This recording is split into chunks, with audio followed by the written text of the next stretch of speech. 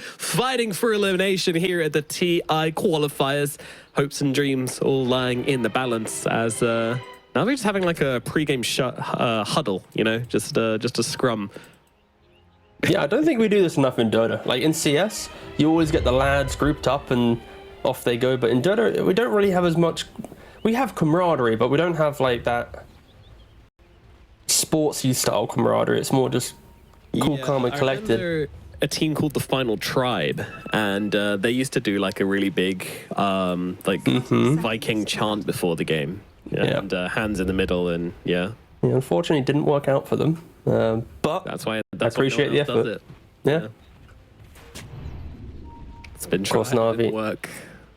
The reason why NAVI did huddle, of course, smoke only lasts for a small window of time, so they delay that. They group this smoke to keep it going. Ooh, Malady runs into everyone. Of course, he was trying to check for that mid ward, and it is, I believe, yet to be placed. No, it's on the where all the NAVI heroes are at the moment. Yeah. Oh! Unlucky. It's a bit far away, to be fair. That is Daniel. Come on. Lil gets the D ward. Why don't you get it, Daniel? Huh? Damn, Daniel. Weak. Really, T? Bringing it back. Jesus Christ. I'm loading up Twitch chat to see the reaction of that one. That's for sure. Oh God! Don't do it to yourself. You're like an uncle trying to relate to the kids. Watch out, I got a Charlie with my finger one for when Alliance plays. Well, we'll see how Margil's able to do in this middle lane, but yeah, after his last performances, I'm kind of worried for Warwick coming up against the Earthshaker again. This hero seems to be more than formidable as Cloud down in the bottom lane, taking some heavy hits right now. They're trying to finish him off. Shigatsu can't make his way through. The Bramble Maze might be in some trouble himself, but can make his way out. Malady, meanwhile, taking some hits, and Lil will be able to run him down, so that'll be first blood going to the Dark Willow. Oh, this is a much better start than the previous game. It took 6 minutes and 22 seconds to get a single kill, and already by the 1 minute mark, we are 1 kill deep. Hopefully that is the trajectory of this game. I want to see blood in this one. Yeah, absolutely. Let's get some action, and it's already happening down at bottom as they're continuing to try and chase down the Timber. So already backs away, can't make it around the bramble bush, so have to just back himself out. Very disciplined from Jigetsu there.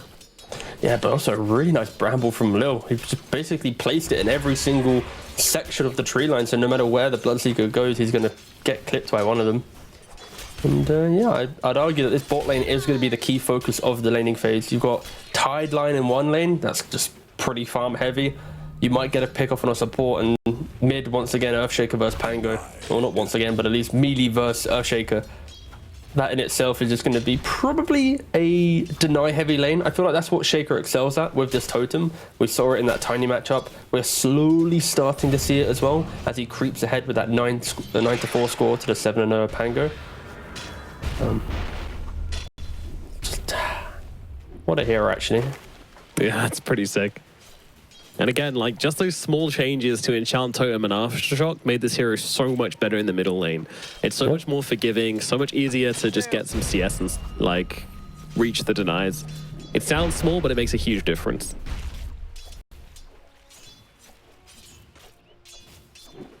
And top lane has been a little bit quieter. It's a Tidehunter and Alliance, so very tricky to get kills on these two for the Disruptor and the Slug. But of course, once those stacks start coming in, then he can turn these guys both into butter if he gets a chance. Gotta be careful.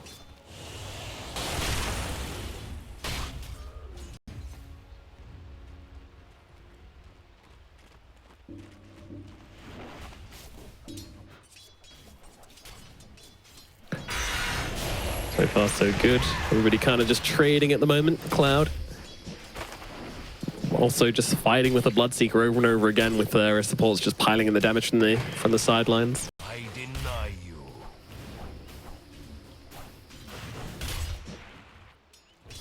So I'm logged into Twitch now. I'm ready to see my damn Daniel point. Oh, God damn it. No, I'm joking. No, it's quite cozy actually just hearing you cast by yourself for a little bit. I think sometimes. Yeah, they can. And NAVI is very much in love with the start of the laning phase. The fact that all of their cores double digits, heavy kind of 20 CS plus denies. Cloud isn't really able to step up to the wave, and that is due to the fact you have Bloodseeker in it, right? It's just so much spam. Timber normally wants to whittle down your opponent, of course. Bloodseeker always healing up. Compare that, or throw in with a wave of terror. You're not going to be able to build up the reactive quick enough to deal with the damage. So, yeah, this is a very awkward start to the game for Hydra. Again, if they are to lose this game, they are eliminated from the TI qualifiers. And they're the team that needs to leave the laning phase with a punch. I think Warwick on the Pangolier, even though he's down on CS, his levels will be key. That 1 6-minute rune, that TP rotation, a Pangolier, a good Pangolier, can just create the pace of the game, set the pace of the game, and we'll see if he can do that in this game. He wasn't able to do it with the Tiny in the previous one. Yeah, an interesting fortify coming out from Malagil as well there, just stopping Warwick from just swashbuckling and shield crashing down, then creeps. Maybe not the best use of it, honestly. Like, it didn't really change much for Warwick there. He's still able to get most of the CS, so... Just took a Timber. Coming out onto Timber, but Shigetsu once again just getting so low. Lil constantly piling out the harass every time they try to go on the Timber Sword, but he might not be the one in some trouble. Very, very quick on Shigetsu at the moment due to the low health enemies he's against. So they're going to have to be careful. But Cloud just trying to grab some reactive armor stacks where he can from these creeps. Does have to be so careful though. Can't afford to accidentally just give away a kill to this Bloodseeker. That'd be detrimental. They're already falling behind on CS, and if they start giving away kills, then there's going to be no way back into this game for Hydra. I mean, especially when the lane's so simple, right? It's just a magic missile into Bloodbright. There's no real crazy logic to it. You're always going to be able to whittle them down. And Melagil, he does have to slam. Both supports are coming in. Is he going to slam? He's going to go for the surely. Slam comes out onto all three, perfectly connected. Oh! Surely he dies. He does go down, but 1, 2, 3 dead on the side of Hydra. My God, was it worth it? Is a question. And I got the answer for you, boss. Yeah, it's no, it was not worth at all. Hydra, they tried to break from the lanes first, but in doing so, they all die, and on top of that, Tidehunter, he's the one pressuring the Slark in the top lane. Ooh, wow. He nearly even got the kill if he connected on the ankle smash, potentially. There's so much damage coming out as we saw that breakdown as well. And instantly, from mid, straight back into bot. Cloud. This entire laning phase, he's just been under threat. Oh, Bloodseeker nearly going down to the spam. My goodness, Hydra, they've got to be kicking themselves right now. They're just nothing going their way. Warwick, he's got a swashbuckle in 1 second. Will get a chance to use it here, but knows that he's going to be okay. They're out of steam on the side of Navi.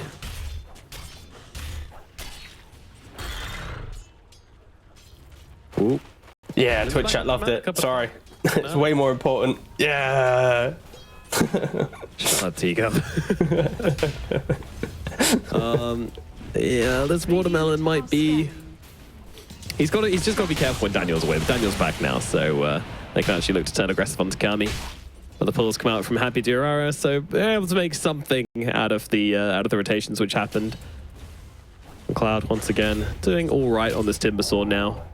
They've the supports both rotated across, so he's able to use his space.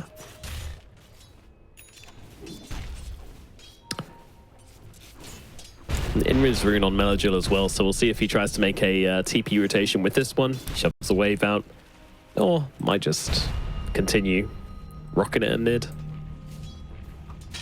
You can see kind of the uneasiness of Hydra. The support is kind of shuffling from their lanes to mid. They're trying to see what they can do, but again, not really able to connect on anything. Lil now looking just to make some stacks potentially instead.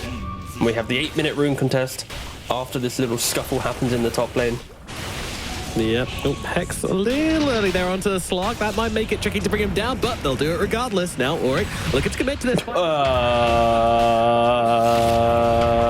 He gave him the finger before he died. That's fair enough. TP out from Warwick. Ooh, nearly gets him. Just about surviving on the Pangolier.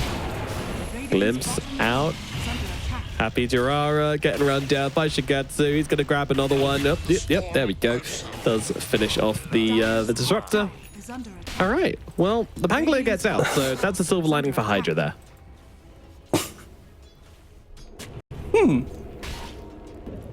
I think we all can analyze that one together. I don't think you need me to break down. Yeah, so that equals bad. That's all we need. Oh, let's look at that finger damage, actually, boys. To him. Was it even the finger damage, or was it not just a right-click nerf spike? What a good meme. Bounty. What big timings are we looking for on the side of Hydra to start really getting moving here? Because once again, Pango onto the Pangolin, dropping the slam, the fissure, everything, the whole 9 yards being given, and they will get him once again. Warwick, you might have survived the rupture, but you're not surviving the slam. I think for Hydra, their timings will be how they utilize Pango double supports plus one of the cores, right? And unfortunately for them, the Slark isn't a core that kind of activates himself too early in the game. He does need a couple items, and in doing so, Navi, as you see here, anytime they see Timber or any of these cores, double supports come in with a rupture, try and go for the kill. Yeah, Timber, he's deceptively tanky, but a little bit of forced movement to eventually get the kill here.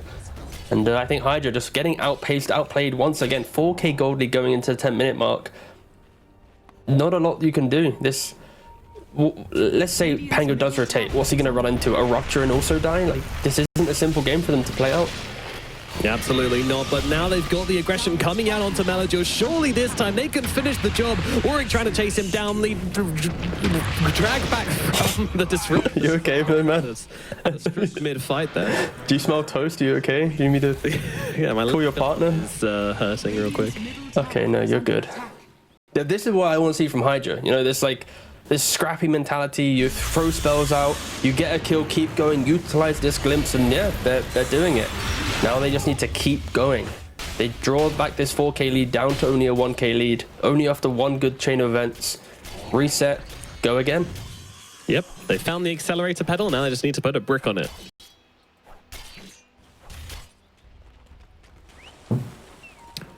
Bottom lane, constant pressure coming out from Cloud. Cloud still not really moving from this bottom lane, just wants to be the rock. Get his items up and make sure that he can kind of be the focal point of the Hydra fights. Cammy, meanwhile, just farming up on the top side. Again, doing fine. You know, they're behind a bit, but not by any terrifying amount. A little bit scary that Shiketsu is able to finish off this Maelstrom already, and now could just start farming even faster. So even if he's not involved in fights, he's just going to farm really fast anyway. But with his rupture, he does. Oh, ravaging the top lane. Oh, okay. Oh, yeah. No idea what that was for. We just saw how quick that Maelstrom was on the screen, but yeah, clearly Bloodseeker having an incredible game.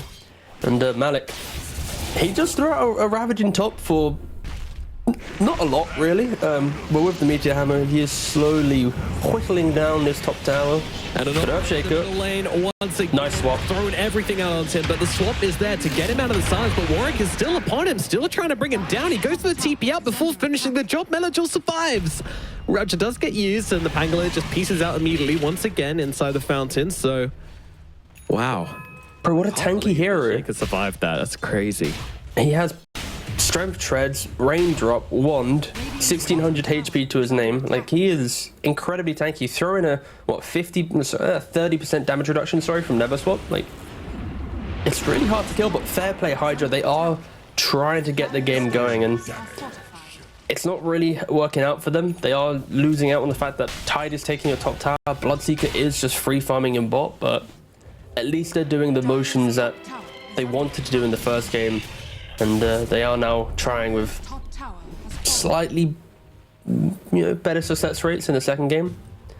Net worth is relatively even, actually, for all 6 cores. They are all in that kind of 5k bracket, as Bloodseeker just trickles into 6. Yep, the first one to break the 6k mark.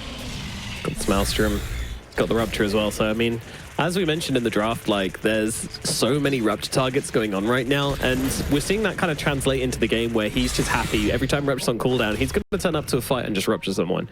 But even if he doesn't, like, completely commit to the fight, he's still provided so much value for his team. Yeah, I think the logic of, are there too many Rupture targets, isn't really shining right now, because I don't think he's getting a lot of value. It kind of doesn't help that Hydra are playing 1-by-1, right? Like, they are throwing one hero into a fight, Bloodseeker TP's Rupture, you kill. It's not as if they're going, hey, look at our Timber and our Pango. No, they're just going, here's our Pango, here's our Timber. So I think once Hydra do connect up a little bit, things might feel a bit more comfortable, but also they're smoking up as 3. Maybe in preparation for an aggressive move from Na'Vi, but this is not a window where you'd expect Na'Vi to make these plays. Lion's looking to still farm his Blink Dagger in the mid lane. The Wisdom runes respawning at minute 14, so this smoke just felt just a little bit offbeat to the current time of the game, and yeah, in doing so they don't connect on anything. Lead on the game for sure, and like especially since last game as well. Like I feel like they're kind of playing against it as if they're playing against themselves. You know, that's what they want to be doing right now. And now Na'Vi, they are the ones that actually smoke up. Daniel doesn't have the Blink Dagger, but Melajul does, so you will be able to get that Blink Initiate. He does manage to get off the dive pack, might be able to survive through this as he's got the Shadow Dance coming through as well. Look at it, he's not running away, he's standing and fighting. He wants to bring down the Shaker, and he's going to be able to do exactly that. Great fight from Hydra. They find a little bit of life in this series at last. Yeah, that Observer Ward placed by the Shutter earlier, really giving Slark the perfect entry to that fight. He holds the high ground, gets the dive pack off, and instantly breaks the combination of Na'Vi. So yeah, beautiful stuff there from the Slark. Ooh, nice hammer landing down onto 2 here. Malik, he does have the Ravage. Should he want to throw it out here? And will eventually do so. But the swaps make things very awkward for him as he now can't get over towards Warwick. Warwick, though, silenced up. He's going to jump onto the high ground. Nice moves, but not nice enough. Does eventually get finished off and gives a kill over towards the Blood. Another day, another rupture. He is hating life right now. And it does look like Cammy on the Slark is going to be going for that stand and Yasha, especially against the Bloodseeker. You do need to get status resistance to get rid of the rupture. You need to get as tanky as possible to make sure you're not dropping into that HP threshold that your ultimate doesn't proc. So yeah, looks like they're also going for an engagement once again into mid. Yes, they are. Timber gonna go forward here, looking on to Melajul, really wants to bring down the Shaker. Meanwhile, Daniel's already dead. Cloud chasing so damn hard, my goodness, but the Shaker manages to get to the blink somehow during that and gets himself to safety. And over on the top side, we've got a glimpse back coming through as well. This game is just kicking off in every which way. Malik, he tries to go for the Meteor Hammer, but it's not going to save his life. He will fall as well. Come on, get out of here. The Slug, being involved in so many kills, suddenly has himself 4 opponent agility stacks as well. I mean, just an example of how active he's been in this early game. Yeah, it helps that he was able to rebuttal that one smoke from Na'Vi. The Shaker dying instantly gives him the confidence to continue making more plays. So yeah, fair play. Can they continue doing it though? Like, this is the pace that you expect from Hydra. This run and gun style of play. Yeah, this is what we want to see from them game number 1. I'm glad we're seeing it game number 2. How hard can they keep up? You know, how much pressure can they put on? All right, pushing up the mid lane as well. Not really allowing it. Again, towers falling isn't really in Hydra's wheelhouse right now, looking for the kills. They are wrapping around the tower, and Malady will be the victim to go down, but nice never swap to prolong the engagement just a little bit longer, and there he goes. Yeah, the damage reduction certainly helps out in those situations, so yeah. But nevertheless, tower to full, and yeah, we'll see if Navi do come and retaliate on this. I mean, they have their rupture, and they actually have a BKB now available on the Bloodseeker as well. That's going to be a bit of a shock for Hydra. I'm not sure they're ready for it, but we'll see. And they have a blink on Tide. I don't know if we've actually revealed that yet. So Malik potentially going to be able to make some big plays. Lion, about 600 got away from his blink dagger. Oh, here we go. Slam comes out onto Warwick on the side. He's very low HP. They managed to catch him with the Hex. A little more will need needed to finish him off, but they find it. Malik brings him down. Uses the blink, gets off the Gush, and brings down the Pangolier. But now Navi, they're not actually responding with this. They're not actually doing anything with it. Daniel goes mid to get the XP, and the creep's there. Shingetsu still farming up. I'm kind of surprised they didn't want to move on that now that Pango's dead, but I guess there's no tier 1 tower for them to take up here, so there's not really any objective to be gained. Yeah, pretty much that. There's no real gain from grouping up, especially when Lion was so close to his blink dagger. You just use Echo Slam to prevent the rolling thunder from the Pangolier. So I think get the kill, respect the fact that you got a kill, reset, and then look to get your timings back up, and then go for the fight there. Because when we look at the net worth, this is Hydra kind of building up a lead, and you're seeing the Bloodseeker have to use a BKB. Like, this was a point where there was a 4k lead for Na'Vi, And then, yeah, Hydra just slowly dragging it back and excelling now. This is where Slark will be quite a potent hero. Yes, there's a lot of stuns, but to perfectly combo those down will always lead on the initiation, the Blink Ravage, the Blink Hex. If they don't come through with this Sanjasha build, he can be very elusive. This is, yeah. And turning into an interesting game, you know, I thought Navi coming out of the lanes would have been quite comfortable, but they seem to be the ones in the back seat having to respond to what Hydra are doing, and despite the Pango kill just now, overall it's been pretty much going in Hydra's favor. What we're looking for next is the Roshan. They're finding Melody again? You know, oh dear. Didimi, yeah, there's the damage coming on down. Nobody to save him from that static storm. And down goes the Shaker. You know, he's actually doing the build again, like on this Slark. Echo Saber Sanjasha into straight shard Satanic. Like, this is like, sure, you pick a counter to me, but I'll be so damn tanky that I don't care. But Cloud, is he tanky enough to survive this? Yeah, Shigetsu is looking for a bit of revenge from earlier when he had to use his Rupture as BKB on the guy. He's getting very low in the process, finally finishes the job, but my god, that was close. Does get the heal, though, out from the Thirst, and Shigetsu will survive to fight again. So, very, very clutch kill coming out there from Navi, and that's going to take a little bit of the wind out of Hydra's sails. And yeah, another issue with this Hydra draft as well is that it doesn't do very well at Roshan, so I feel like it's kind of delaying their pace a little bit. Yeah, it's like not the best for sure, and around 20-minute mark is when you want to go for it. Ooh, another jump in. I mean, this time it's a Disruptor on the receiving end, and yeah, he's going to get brought down.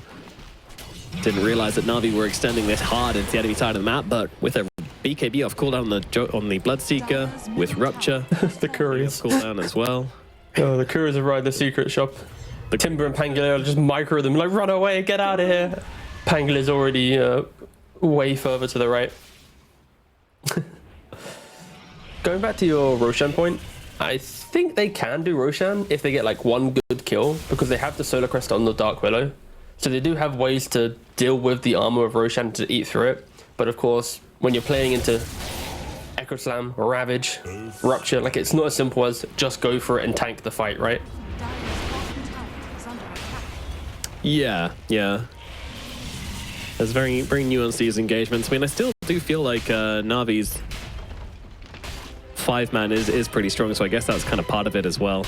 That Ravage. Ooh, he's actually got the shard on Tide. Is this like a normal thing you get on the hero? Well, we don't see it too often, but we'll see it here. He's leashed up the Slark. Refreshing to see. Got the Ravage out onto the slide, or the Rupture out onto the slide, but two of them inside that static storm, and one of them being the Venge as well. Where's the damage? To his help, and there is just none at the moment. Shigetsu full spot on the BKB and just run himself away, but Warwick's still chasing. BKB runs out, the kill comes in. Navi, they're losing 4 out of this. No Shaker in that fight at all. He said, homies, I want to get my BKB. I'm not getting involved in that fight. Yeah, it was just a kind of a disaster initiation. We got to see the strength of Disruptor against Tidehunter. Of course, you just Static Storm, he can't cracken that off, and there's no Ravage. And on top of that, there's plenty of control, but not enough to really stop the Slark. Just look at this. This is not a fight Navi wants to take. Your Tidehunter's Meteor hammering a Slark into stand. This instantly should be, get out of this engagement. Do not fight. Yeah. Your Shaker isn't here. He's still running from the kind of the high ground location. Yeah, so I think Navi to get involved, but just couldn't. There was just too late. Yeah. And this is exactly what Hydra wanted. Big pickoffs right outside the Roshan pit. Use that Solar Crest from the Dark Willow. Get that Aegis onto the Slark. And now, sure, please Rupture me once, but you're not going to be able to Rupture me twice. Satanic is only 300 gold away from this Slark. Like, he is a big boy. He certainly is, T-Guff. He certainly is. And I don't particularly see how they're going to be able to bring him down. But then again, they do have a ton of stuns. Okay, so this the shard on Tidehunter as well isn't dispellable. So it could be pretty good against Slark, where you force him to use his Echo Saber hits to, you know, eat through. I think it's what, 4 or 5 hits? It's 5 hits to get through. So could be quite like a soft counter to the Slark. We're yet to see it really play into the fight, but we see it here onto a Dark Willow. I mean, both teams play on the jump. Do anything about it? Yeah, I mean, both teams will, if they smoke up and look for a play, they have plenty of tools to get a big pick, and it's only Hydra who the ones excelling right now because Slark has been able to body the big moves, right? He tanks the Shaker rotation into the jungle, he tanks the Tidehunter kind of initiation on the top tier 1 tower bottom, so I think Cammy really is pulling a shift at getting his team into this game. Yeah, absolutely. And we know that he's the kind of player that can do that as well. We've seen him do it in the past. Very commanding carry player. When he's in control, you should be scared because his team are going to be doing basically what he wants them to do to put them in the best possible spot. And he's going for a Satanic as well. Wow. Not, again, not a very common Slark item, but in this kind of game, you just need that survivability. Meanwhile, mid laner, Go comes out onto the Bloodseeker. He's having to run himself away from this one and having to start the BKB as well just to get out of this situation. So another day, another BKB charge. Now down to just 6 seconds on that BKB from to get to it. 25 minutes into the game, he's got a 6-second BKB. That's kind of crazy. Yeah, and on top of that, they're fully itemizing to spike the Bloodseeker. You know, Pangolier with the Lotus Orb. So once he uses that Rolling Thunder, he throws the Lotus effect onto himself. It's like, please, rupture me, but rupture yourself. Timbers are also looking to go for a Lotus Orb. And now all 3 cores who are heavily countered by Bloodseeker have ways to deal with it in their own rights. 2 Lotus Orbs, the Sanji Ash, the Satanic on the Slark with the Shard. This isn't looking to be the best Bloodseeker game anymore. And now this is the point where honestly it feels like, are there too many good counters? Because it's not as simple as if we rupture the Pango, we're good. Because now it's if we rupture the Pango, there's still other forms of annoyance. So yeah, this Bloodseeker, he's going to have to farm a Storm. He's going to have to farm a couple more items before he really is cause a threat to Hydra. Because I think this is Hydra's mid game now to control. And I do want to say, like, I feel like Melagil's kind of letting me down a little bit this game, right? Like, they've committed so hard to just countering this Blood. They keep going on him. They keep making moves onto the Bloodseeker. And, well, pops the BKB pretty late here and then goes for the TP out, but he's taking too much damage. Oh, my goodness, that was close. But Melagil just about gets out of there. Not using the BKB pre-glimpse was a spicy option, but then to double down with the slam really just sealed the deal. That was... You were just saying about how Melagil was not having the best game, and I think that just kind of proved it to everyone. This isn't the Shaker from game 1. It's more the Shaky in game 2. Very much so, and Lion, he's in pretty deep here. I don't know if he's fishing for wards or runes or what, but he found his demise. Wow, look at this Disruptor as well. Just Blink Dagger straight into the Aghanim Scepter, and it's not going to be long before Happy Durara is going to have it. Oh, Cammy, he's hunting.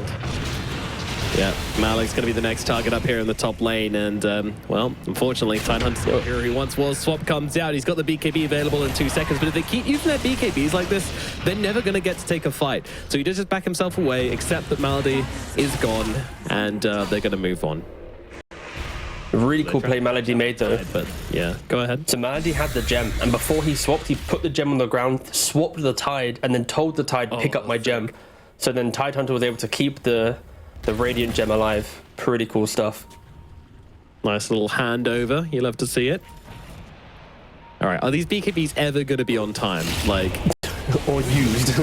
Yeah, Rupture used onto the Slug. Now he's got 10 seconds left on his Aegis, but the rest of the team is already coming through the backlines here and just taking down the Lion. Malek force swap his BKB because otherwise Cloud was just going to blow him up. Shigatsu running away as Cammy, now free from the Rupture, can just look over towards the Blood. Yeah, that's close. Jesus. Navi's seats are going to be pretty sweaty at this point. There's so many moments where they just get out with a fraction of time left. But this is what Navi was doing to Hydra in game 1, right? So it's cool to see Hydra have that bounce back and now replicating the same level of aggression. Bloodseeker doesn't want to use his BKB. He's 800 gold away from his Aghanims, but still, Hydra aren't going to let down. And here we go, jumping in through the back. They managed to find Happy Durara, but they don't bring him down in time. They're going to have to use the slam and the BKB just to bring down the support. Meanwhile, Malik just being melted by Cammy here on the high ground, just taking hit after hit and getting those essence shift stacks up. So the sword comes through to try and help Malik out. allow him to get off this Ravage. And all this is a breather for Na'Vi. It's not a commitment to the fight. Rupture, where are you? It's Lotus Orb cooldown, but everybody's just suddenly Lotused up. He doesn't have a good target for it. Maybe they can catch out Kami here if he overextends. It looks like he is going to. BKB comes out from the Bloodseeker. Rupture out onto the Timber. That doesn't really matter. He just Timber chains up to the high ground. It's going to cut back into it. Meanwhile, Slug. Slug got stunned. His X. There's a chain. What can it do? The answer? Nothing. Not a thing. Down goes Malik. Another hero dead. They are running all over Na'Vi right now, and there is nothing that Na'Vi can do about it. Sure, they're doing some cute in, out kind of thing, but ultimately, the heroes on our Hydra just aren't dying. Yeah, this Slug is way too tanky. With his exact build, how do you get through him? It's... Oh. It is too much to handle. I'm sure he pushes up the DD now. They're going to keep going. Na'Vi not really seeing the big spells getting used, right? You're Echo Slamming for a Disruptor who was already near death. You're then Ravaging the aggression, but not the initiation. It's like very disjointed. And that happens when you're under threat, when you're fighting into heroes like Slark, Disruptor, Pangolier. They will always threaten you to use your spells suboptimally, and it kind of feels to be the case. Oh, Disruptor. Oh! Nice Step Shroud. Yeah, saves the day. They can't even bring down a Disruptor. The Lotus is also so clutch. There's 3 Lotus Orbs in this game. Timber, Willow, and the Pangolier all have a Lotus Orb. Yep. When have you seen a game where there's 3 Lotuses?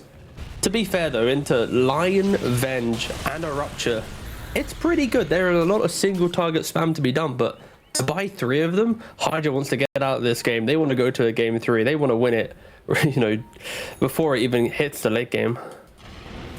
Feels that way, doesn't it?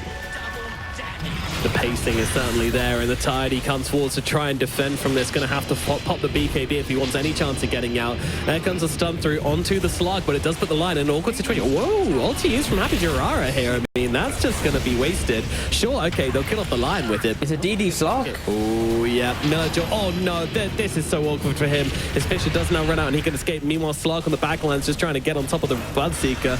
Blood forced to back away once again. Now Melodor comes in, committing hard. If they can bring down the Slug, this will be huge, but the backup isn't there. The team aren't committing with him, and Kami just walks himself away once again. Ravage just came back up. There was a chance maybe for the slam, but it's always so difficult. Like against this Dark Pact, anytime you waste a spell and he just purges it off, you're gonna feel just so bad. So it feels like Na'Vi just second guessing themselves, and in doing so, the Slark is just popping off. He really is. He's having a phenomenal game on this Slark. All right, do you think Slark will get picked off once in this game now? Like the way that he's been playing, do you think there's a chance that they hit the Hex, Ravage, Slam all onto him, they fully blow him up and bring themselves back into the game? Or do you think he'll be able to cleanly play it out? You think it will happen? All right. He'll have one more death. And one more death. Game losing death, or doesn't matter, game's already one death? Na'Vi are gonna win. Bold prediction. Very bold prediction. With playing in from in front. Yes, they are the aggro team. Wisdom Rune grabbed, smoked used. They're going to walk straight into Na'Vi at this rate. Na'Vi, they need to set up in this area. They need to get some good vision down. That is one way they can actually take an engagement. They need to be able to see them and get the jump on the critical targets. It's so hard to chain stun anybody with all of these Lotuses. Who goes? Lil, who's dicing with death? He really is, and well, Maldi's actually going to be the one who gets jumped on by the Timbersaw straight off the bat. Stun is there. Ravage connects as well as the Bloodseeker is stuck inside the Static Storm. He does have the BKB though, is going to throw it down here, but he can't just sit here and trade with Kami. That's not going to work, but he's just being beaten down by him regardless. Kami just chasing him to the end of the earth, takes down the Bloodseeker. Melodor now in some trouble as well. Slammer's available, bashed up, so won't even get a chance to decide if he wants to use it or not. TP out being used from Maldi here. He might actually just be able to make it out okay, and Malik's also gone as well, so they bail from the fight. It's so I mean, I don't know how they win fights anymore, honestly. 5-on-5 just doesn't seem possible for Na'Vi, and I think they're realizing that now.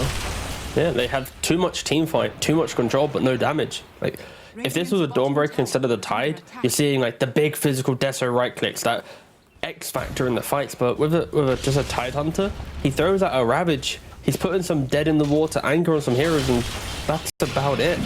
And Hydra, even if they don't get the good static storms or the good bedlams, they're still just reigning supreme in the fight. They are so incredibly tanky. They eat through the spells of Na'Vi right now, especially when they have a 13k gold lead. They kind of just brush it off. And it looks like we're going to be heading towards a game 3. Hydra, they stepped it up after that first game. They really did understand the weaknesses that they had and running this one over a little bit. I mean, I thought like the team fight was going to be the making point for Na'Vi, but the team fights were actually the making point for Hydra. They were the ones who found that just smashing their heads 5v5 resulted in a win for them every time. And honestly, I'm still surprised by that. You've got Slam, you've got Ravage, you've got this Bloodseeker with a Rupture, but these Lotus Orbs really just seem to be a genius move from the side of Hydra and has completely enabled their draft. It also helps that because you have such mobile Tricore on Hydra, it's not as if they're ever grouped up on top of a hero for Melichel to hit that, that hearty slam. Same thing with high-ranged heroes like Disruptor and Willow that play on the fringe of the fight. There's never this like accidental overlap of heroes where Shaker excels, and that could be what Hydra is maybe scared about in this game. They are the kings of the fight in the jungle, but once they go to high ground, how do they actually hit these tier 3s? Slark just chipping it down. Melichel has been seen. Oh, okay. You say that. Now if he wants. He even warded on the Disruptor. Surely. Okay, they found him. He BKBs? He's going for the TP out. Might not make it. Oh my god, how many times is he going to get away with it? This is ridiculous. The problem is first hit bash, and they're still just kind of destroying it's got to be a little worrying as well. I've had so many of these just get out on a frames different moment. But it doesn't matter. I think Hydra exceptional right now, but they do need to be careful. This high ground isn't as easy. There's no Terrorblade Metamorphosis, there's no Pugna to chip it down, no Zoo Hero to do it for you. They need to rely on getting a pick, or just, to be fair, they probably could just dive. Just why not? Oh, here we go. Sally Storm into the Earthshaker. No, he doesn't have the BKB from earlier, so Swap is going to have to be used to try and save him. Malik tries to jump in. Doesn't use a Ravage just yet. Slam is there. And now the Ravage to follow up as well, but everybody's just on full HP. Where is your follow-up? Well, your follow-up still TPing in. Shigetsu not in this fight. Rupture finally comes down, but the Lotus is there once again. And he just has to sit here like a goddamn lemon, not being able to contribute anything to the fight. And now Cammy gets on top of him. BKB going to have to be popped here as he tries to back himself away, but here comes the Abyssal Blade onto him. He's trying to get himself out. We'll be able to get to the fountain line as well. Also forced out to safety. Dunk's coming through onto Cloud, but they'll force off him away. Timber Chain out to the sideline to get him to safety, and now forced up to the high ground for the Tide Hunter, who's accidentally anchored himself. Swap out. No. They'll take the Aegis upon who can see a totem into the fountain. But yeah, glimpse onto that poor Bloodseeker, killing him off again, and it's just looking hopeless for Navi at this point. What a Slark performance, honestly. Oh yeah, exemplary. It's been so good. Ooh, Lion taking some hits here. We're good. Finish off the kill swashbuckle if he wanted, but would definitely die if he did. Middle barracks being taken now. The Dire Creeps coming on through, no hopes of splitting ways at all, as Daniel once again in some trouble. Swap is there to try and save him. Melichel trying to finish off the job. It's not going to do anything though. Daniel dies, comes back to life. Melichel finally getting his BKB off as it comes back off cooldown. Can they catch out Cammy here? He's out of mana, but it doesn't seem to make a difference. Look over towards the sign. The leash is out onto the Timbersaw. Maybe that's a chance to kill him off, perhaps? He's out of mana. He's running out of health, but in comes Happy Gerard from the sidelines. He's got the Aghanims as well, so these two heroes are absolutely toast inside that Static Storm. No help coming their way. Bloodseeker comes back once again. He's got that Rupture. primed and ready, but it is a 5v3 fight at this point. Doesn't look like there's really much more for Navi to say about this one. They will defend till the end, but the end might be coming for them quicker than they realize, as Daniel's the next one to get jumped on right now. The Rupture is once again reflecting on Lotus. He never gets a chance. Malik trying to make it back to the fountain. She gets to as well, trying to join him. Does make it back, but they'll leave their barracks open for the taking. They don't have creeps in the base right now, so Navi might actually get to take a breather. Like 4 seconds, midwave's coming on in. Let's go again, boys. Rinse and repeat. BKB is available on the Blood. He didn't use it in the last fight, but at the same time, his Rupture is on cooldown. Malik, once again, found in the trees. Just trying to get away into the fight for like a decent blink and... They have the ward behind tower. They're so tanky, plus vision behind tower. Like, this is Hydra. Out. Hydra.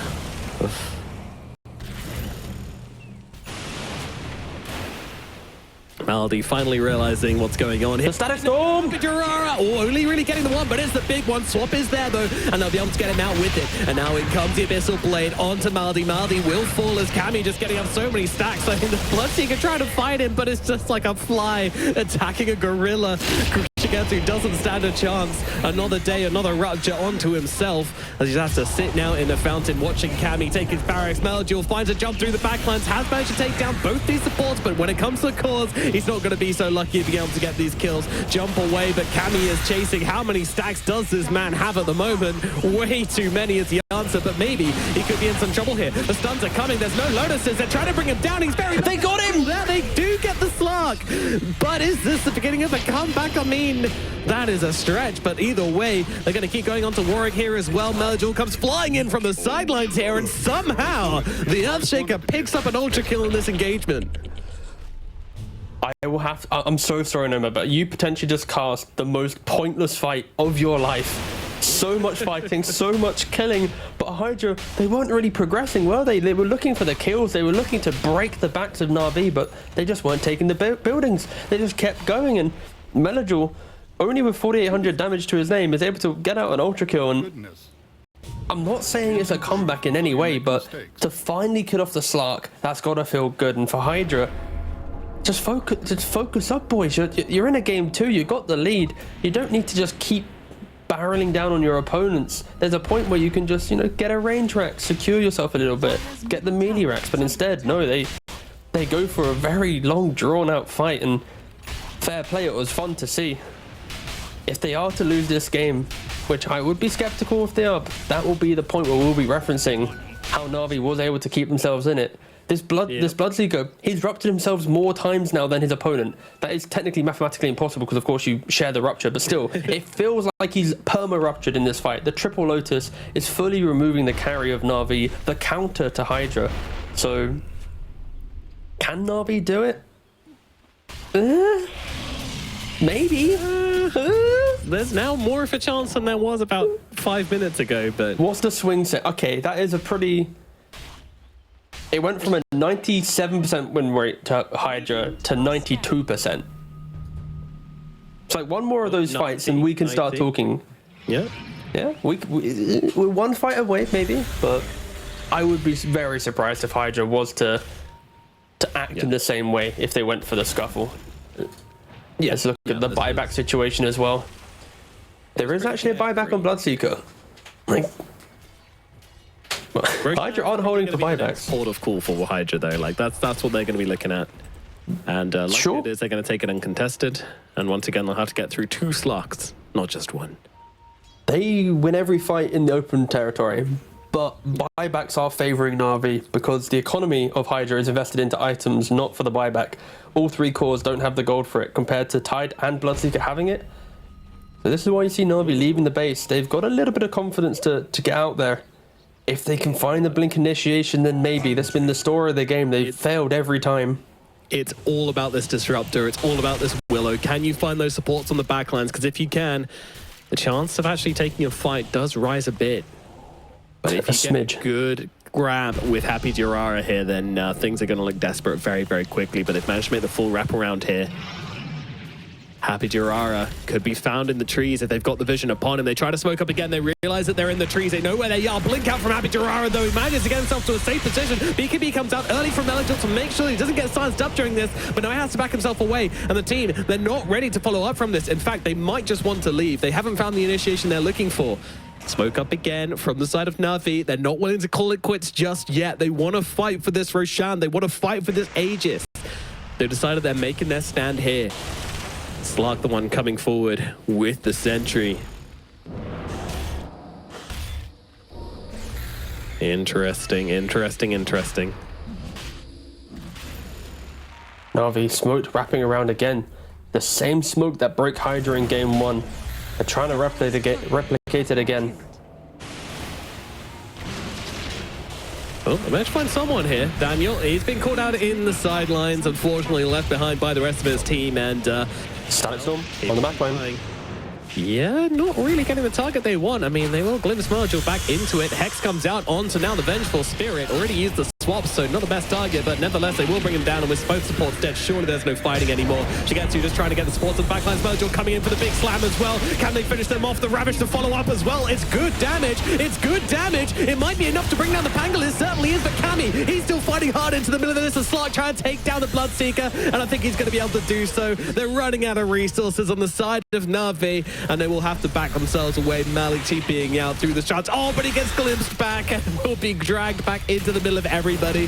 And now he has no escape. Tries to go desperately for the Meteor Hammer, but it is going to be the full 5-man team wipe for the side of Hydra. And now they're coming for the jugular. They don't give a damn about Roshan. They want to stop Navi out of this game too. Even with the buybacks, what can Navi do? It's like Rupture's kind of been nothing this entire game. There's no Ravage available. Hydra, they committed 3 buybacks in that fight just to secure it, and should be able to secure them the win as well. They might respect it and still disengage to get that Aegis, but with 2 heroes dead and Kami 70, yeah, plenty of stacks to his name, should be GG. What can Navi do? Not that, but all right, fair enough. Yeah, okay, nothing. Static Storm, and that will put the end to it. GG is called, and game number 2 goes to Team Hydra here at the TI qualifiers, pushing us to a 3rd and final deciding games between these two teams, and honestly, I wouldn't have it any other way.